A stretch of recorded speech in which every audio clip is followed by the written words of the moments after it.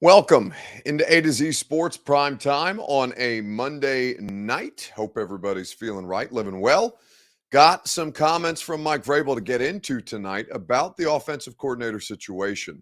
We'll also talk about the Titans on a short week and what to look for, what they will have to protect themselves against, and an unfortunate injury situation for Caleb Farley with some developments reported by Ian Rappaport and our friend Teron Davenport earlier this afternoon. We'll get to all of those things throughout the course of tonight's primetime show, and we're grateful to have you in. We'd also be grateful if you shared this show around on Facebook, YouTube, Twitter, and on Twitch. If you are on Twitter, please retweet the show in the bottom right-hand corner of your screen. YouTube or Twitch, like William Young or Derek R. You can subscribe to the channel. You can like the video, and we would be grateful for you that way. If you are on Facebook Live, like Quay McGee or Ryan Fields, you can share now to public in the bottom left-hand corner of your screen, courtesy of Facebook Live. Once you've done that, more people will continue to pile in over the course of this evening's show, and we'll go ahead and get this thing up and rolling, get you back in time for the second half of Monday Night Football. Welcome into A to Z Sports Prime Time from the Superbook Sports Studios.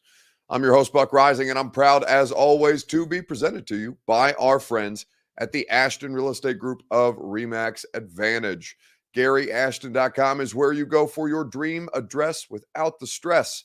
Trust the team that your favorite teams trust at GaryAshton.com.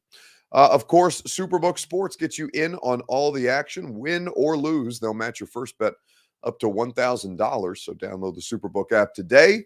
True Math Fitness, a new way to work out for you to achieve your fitness goals. I'm down 33 pounds. You can start your process to do the same at TrueMathFitness.com. Your first workout is free. And Two Rivers Ford, the best car buying experience possible. 2023 model year Fords available right now at TwoRiversFord.com. So, with all of the consternation about the Titans offense, understandably so. They have scored 17 points 3 straight weeks. 17 points has been enough for 2 wins and 1 loss against the Chiefs in overtime. There's a situation for the Titans where they continue to slog it out. Now, I thought that the offense did well in that game against the number 1 passing defense. They came out with a plan. Derrick Henry got bottled up, and things are a bit constipated at times. They start with 6 straight punts in that game before they get a touchdown drive out of the 2-minute drill. And it is, it's been tough sledding for them all year long for a variety of different reasons. So when Mike Vrabel was asked about the offensive coordinator situation today, it gave an unsatisfactory response. Now, I think there's a couple of ways to look at this, but first, let's start with your Two Rivers Ford take. In the comments on Facebook, YouTube, Twitter, and Twitch, what matters more for the Titans offense, plays or players? Let me know in the comment section on Facebook, YouTube, Twitter, and Twitch, and we will discuss at length what matters more for the Titans offense, plays or players. We will discuss together right after I remind you that Two Rivers Ford makes the Two Rivers Ford take possible. I think that is the place that for over 40 years, nearly 40 years, Two Rivers Ford has been serving Middle Tennesseans with award-winning customer service and quality American-made Ford vehicles. Two Rivers Ford has so many different ways for you to shop, whether it's to go out to the dealership in Mount Juliet, just 6 miles east of Nashville International Airport. You can go online and custom order your next Ford the way that I did at TwoRiversFord.com. Or you can call one of their non-commissioned salespeople. The number is easy, 1-800-900-1000 to get your process started today. Two Rivers Ford in Mount Juliet or online at TwoRiversFord.com. So, what matters more for the Titans offense, players or plays? The answer is both, right? They need talent, but they also need to have a scheme that's going to be advantageous for them. Whether they have gotten that at this point, results would indicate that they are more successful than not. despite the offense struggling the way that it does. And I think for the Tennessee Titans, we it's almost a hamster wheel kind of a conversation. It's been a similar form of the conversation for basically every year but 2020, when there was no home field advantage for teams in the COVID season, when there was offense and scoring was up across the league, and the Titans had the fourth best offense in football. They're clearly struggling. Will Dodson Jr. says PK is a savage for asking the $1 million question. So yes, Paul Kaharski asked a version of the offensive coordinator question today. And I want you to listen to Mike Vrabel's response, because I think that's what has everybody more upset than they otherwise might have been. Again, we've been through that. As far as the play call, Todd talks to the quarterback. So whether he calls every play, I tell him I want a play called. He talks to the quarterback. You satisfied with the way play calling's gone this year? Yeah, I think as long as the play calls are given to the signal caller in a timely fashion, and that we have time to get out there, whether it's offensively or defensively, make a call. I think players are more important than plays. I think teammates are more important than players. So hopefully, we're getting these guys the call and they understand the details, but there's no magic call. We called a flea flicker yesterday. It was very well executed by the players, and that's why we scored a touchdown. So, we have to make sure that we're getting them the call, which I think we are, and that we're communicating, and the call that we're getting, that everybody understands what's being asked of them. But you don't think innovation? Next question. How have you seen Terrence Mitchell?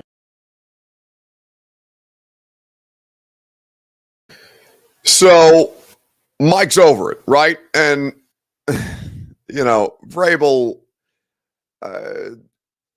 it's not the response that people are looking for. It's not the response that Paul is looking for, because Paul asks him about, literally the question, are you satisfied with play calling? And I wonder if you notice that Mike Vrabel literally described his satisfaction with the act of getting the call in, as opposed to what I think people are seeking to hear, which is, are you satisfied with the job that Todd Downing is doing? Mike answers the question without giving Paul anything, intentionally so, because he's just describing the process that they go through to get the play in, right? He's not gonna engage. So I think that that part of it's being missed, that Mike literally just said, no, I'm not going to give you anything on this. I'm literally going to describe to you the protocol, the process of Todd talks to the quarterback gets the call. We have to get the players the call. I think we're doing that in a timely fashion. It's pretty funny if you actually listen to it. Now, I'm sure you don't think it's funny because you're frustrated with your offense, and on and on and on it goes. But it is interesting to me how unwilling he is to engage on that. And that's just how it's going to be. There's always going to be this kind of back and forth with Mike about certain things, with Mike about injuries, with Mike about players, with Mike about his coaching staff. So, I understand why people are frustrated by that. I think that people are understandably frustrated, but you have to also get who you're dealing with. Now, that may not be a satisfactory situation for you. Patrick Steckman said, in other words, he just said no. No, he didn't say no to, are you satisfied with the play calling? He said, yeah, I'm satisfied with how we get the play call in. It's an answer, a more literal answer than obviously Paul or whomever would ask that question, or that you guys were seeking the answer to the question. It's a very literal definition and response to to the act of the play call, which again I think pisses people off more. So I think that it is agitating. I understand why it would be agitating to you. You want answers, and Mike's not going to give them to you. Mike doesn't care. He's not he does not care about what it is that the criticism of either me, of Paul, of you, about what it is that the job that he's doing. He's going to do the job the way that he thinks it's best being done. And what he thinks is best right now is Todd Downing on that staff. And Todd Downing's not going anywhere. They're winning their division. They're 6-3 on the year. They make enough offensive plays to be 6-3 on the year. And yes, they are very, very much suspect by the time they get to the postseason because they cannot continue to live this close to the vest. But they are entrenched in their position, and he's not ever going to acknowledge what it is that you're saying on Twitter, or that whatever you're commenting on in your Titans Facebook groups after the fact, or what your commentary in the YouTube chat of this show is, right? He literally doesn't care. He's going to do the job how he thinks he needs to do the job, and bleep you if you think otherwise, basically. Now, he's never going to come out and say that publicly, but in an honest moment, and I know Mike to be a very genuine person, that would basically be the train of thought. So I think that people have to acknowledge that. And we'll read more of your comments here in just a second. I'm going to remind you quickly, though, that Superbook Sports is where you go to wager on all the action this season. The NFL, the NBA, college basketball, or football. Superbook Sports accepts wagers on every major sport. They'll match your first bet up to $1,000, win or lose, in the Superbook app. So download the Superbook app today. Go to superbook.com for terms and conditions. Gambling problem? Call the Tennessee Red Line, 1-800-889-9789. So I think Nate John says, I think he low-key only likes Teresa Walker of the Associated Press. You know, Mike hates all of us on various days. He generally has more disdain for Paul than most, I would say, on a recurring basis. I think John Glennon is a sneaky least favorite of Vrabel, and it's not about who's necessarily favorites. We're there to do the job. So we're there to do a job, and so is he. He is getting through the function that he is required to do on a regular basis as part of the NFL's media obligations. And, Mike hates us all on any given day. He's even had moments where Teresa takes too long to ask a question, and he'll get a little snappy because Mike Vrabel's entire life is built around efficiency of time. And sometimes the press conferences are not an efficient use of everybody's time. But I think the circumstance for the offensive situation, you have to understand, one, as Jacob Ray correctly says, Mike Vrabel's response is never going to be, yeah, Todd Downing's doing a bad job. He's never going to say that. He's never going to acknowledge that. He's never going to give you that. He's never going to give us that. He's never going to do that to Todd. Maybe he has his own thoughts privately, but publicly, even after Todd Downing's gone, the comment is Terry is going to be, well, if Todd Downing goes somewhere else, Todd Downing's the OC of the Washington football team, or Commanders, whatever the hell their name is. Todd doesn't coach for us anymore. Same thing as when he's asked about AJ. AJ doesn't play for us anymore. That's always going to be the tack. So I get your frustration. I get why you don't like the response that he gave, but understand that's all you're ever going to get. That's all you're ever going to get from Mike Vrabel, as long as he's in a position like that. And, he'll continue to be pushed on things from time to time, and he'll continue to have those responses. It's basically been the same back and forth for now into 5 years. Tig Smith says it's kind of weird for a head coach not to care what fans think. No, that's very normal. It's not their job to care what you think.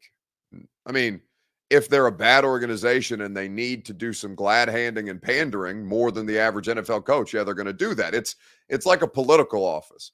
Do politicians really, really care about what their constituency thinks? Probably not. Do politicians care about the things that their constituency finds important in order to remain in office, of course.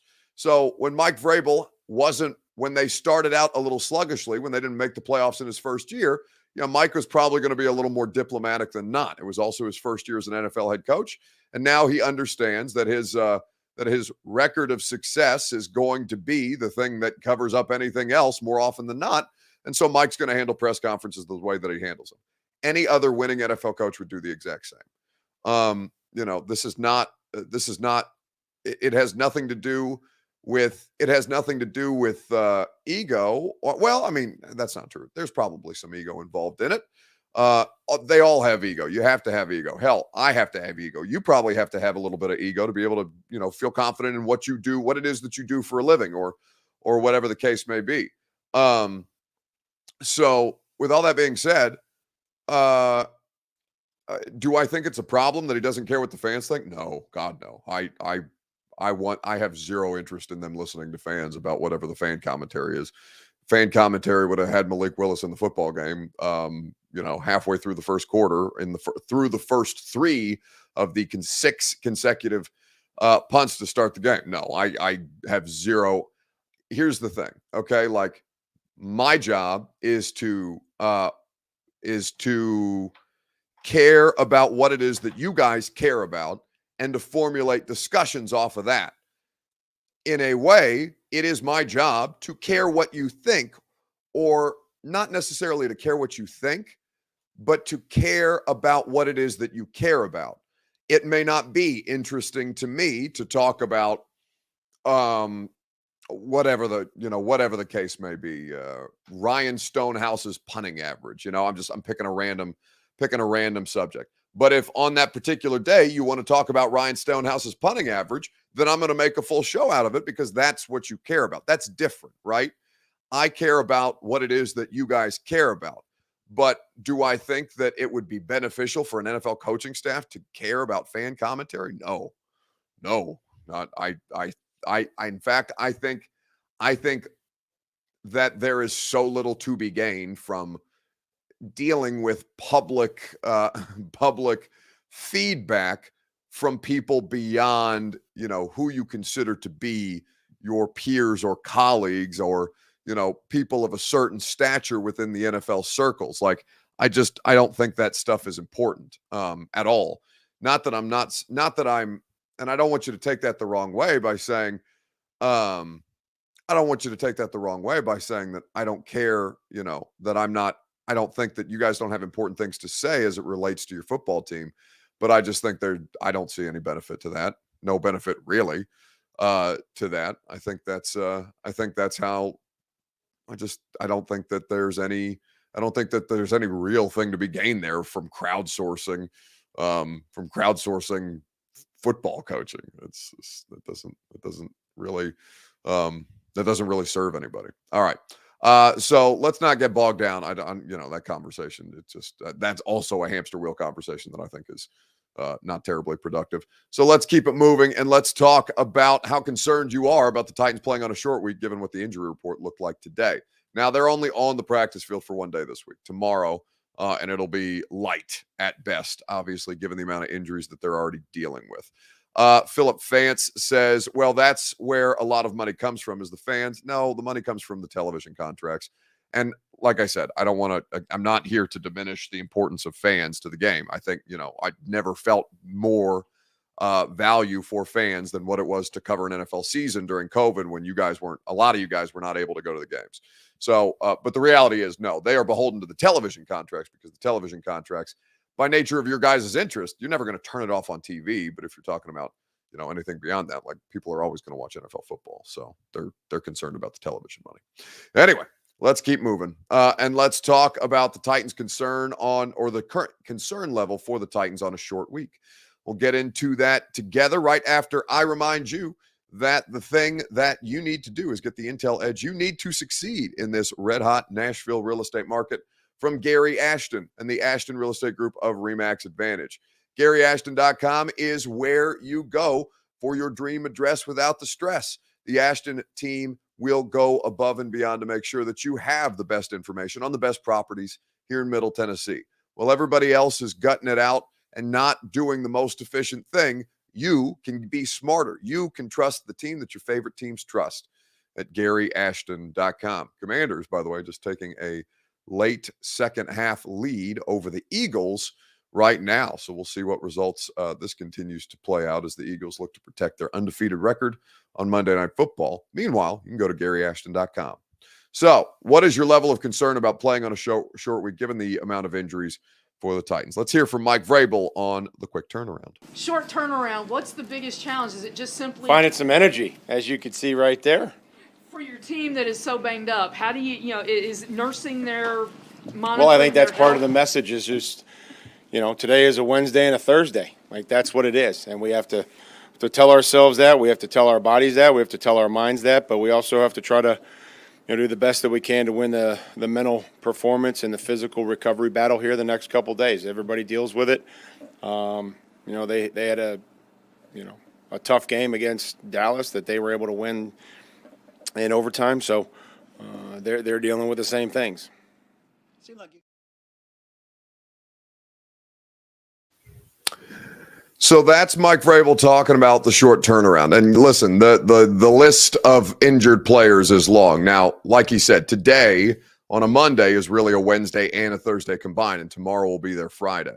So that's just the nature of what it is to work on a short week. Now, to look at the injury report from today, it was rather lengthy. I will give you, this is an estimated injury report for what it's worth. Randy Bullock, Bud Dupree, Caleb Farley, Cody Hollister, Lonnie Johnson, Ben Jones, Jeff Simmons, Danico Autry, Aaron Brewer, Christian Fulton, Derrick Henry, David Long, Roger McCreary, Elijah Molden, Kevin Strong, Ryan Tannehill, Amani Hooker. So I think the best news on there is that Hooker would have been considered a full participant if they had actually held practice today, which of course they did not. So that is something to keep in mind. But to get any kind of reinforcements back on that defense would be helpful, even though they have continued successfully to win without much help and much depth.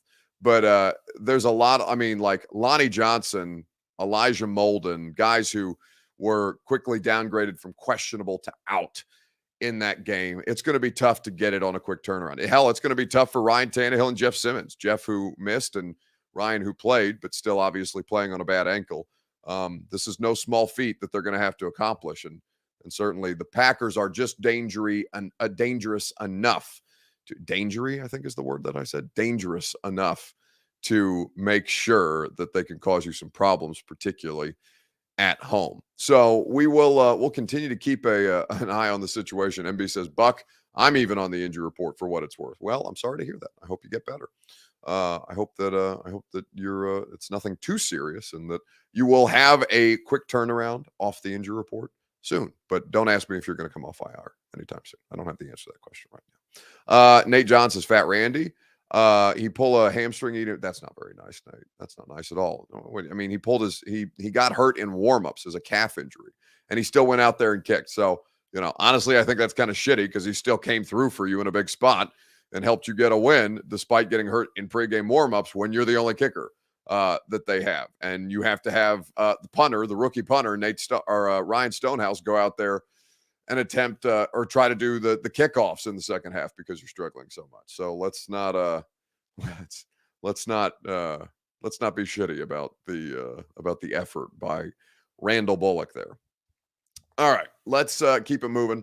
William Young says, if the NFL did not force Vrabel and other coaches to talk to reporters, then nobody would talk to the media. Why are we still on this? Do you guys really care that much about the media and coach interaction? Like, I'm happy to explain stuff like that to you, but I just, I think that's such a small percentage of people that actually care. So maybe I'm just seeing a comment or two that want to continue to keep that conversation going. But Mike probably talks to us too much during the course of a week. There's not that many questions to ask beyond the obvious. I would be totally fine with not doing Mike Vrabel post-game press conferences because he hasn't seen half the stuff that we're going to ask him questions about until Monday when he's had a chance to watch the view instead of being on the sidelines. So yeah, there's too much media availability, but also, yes, if there was no required media availability, nobody would talk to us. Why would they? They have zero to gain from that, other than the fact that it drives the television contracts It makes this a multi-billion-dollar enterprise.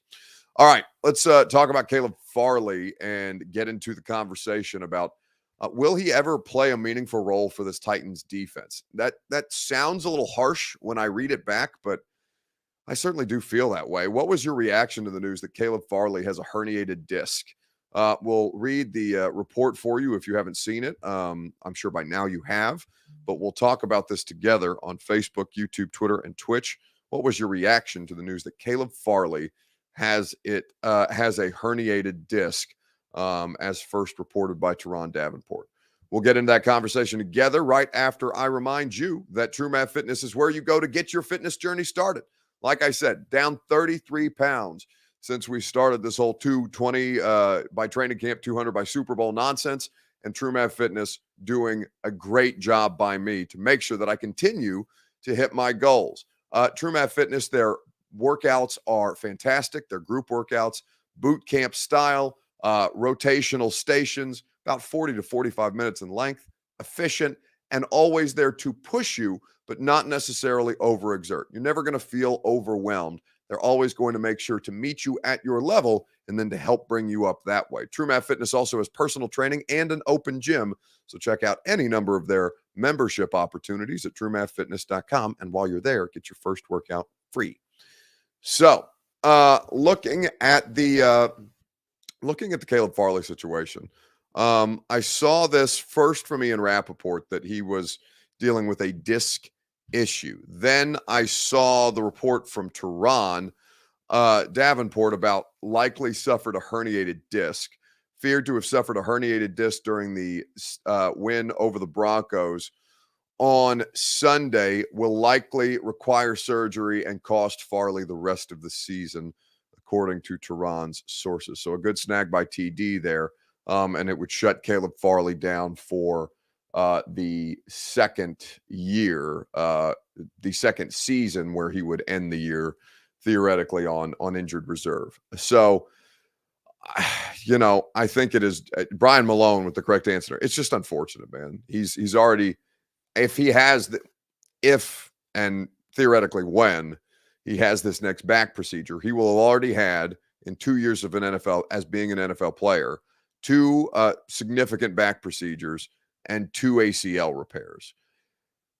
It's a sucky situation for a dude who, for all his faults as a player and for the lack of progress that he's made, you never want to see something like that. You never want to see something like that. Now, it's unfortunate that, the conversation will immediately pivot to, well, they will not miss his absence at this point, other than to find another body to play special teams. And I think that, you understood at the time why the risk might be worth taking, in the same way that you thought maybe Jeff Simmons might be a risk worth taking, and that one panned out. But it's terrible luck for a dude who's had a fair amount of it at this point in his very, very young NFL career. And so, I do feel for him, but man, it's really hard to envision how much longer his experience here will last, which is crazy to say because this is only year 2. All right. So that's going to do it for us tonight on the Primetime Show. Titans will be on the practice field, a short week of work tomorrow. Tomorrow will be the first and only day that the Titans practice. And then I will fly to Green Bay tomorrow, on Wednesday. And then we will do primetime tomorrow here in Nashville, and then from Green Bay on Wednesday. Remember, no primetime on Thursday because we will have the Thursday night football game. Radio show 10 to 1 tomorrow. We will have a lot of good Titans and Packers information for you as well. In fact, I got an email today that NFL Network is coming in to shoot some B-roll, because apparently the radio show is going to be featured on the Amazon Prime Open. So we're very excited about that, and I hope that you guys may hear a little bit of the radio show in the Amazon Prime Thursday night football open. And if not, that means I did a shitty job trying to give them whatever they were looking for when they come in to shoot that tomorrow. Have a great rest of your evening, and I will talk to you tomorrow at 10 a.m. And if not, tomorrow night on Prime Time. See you guys.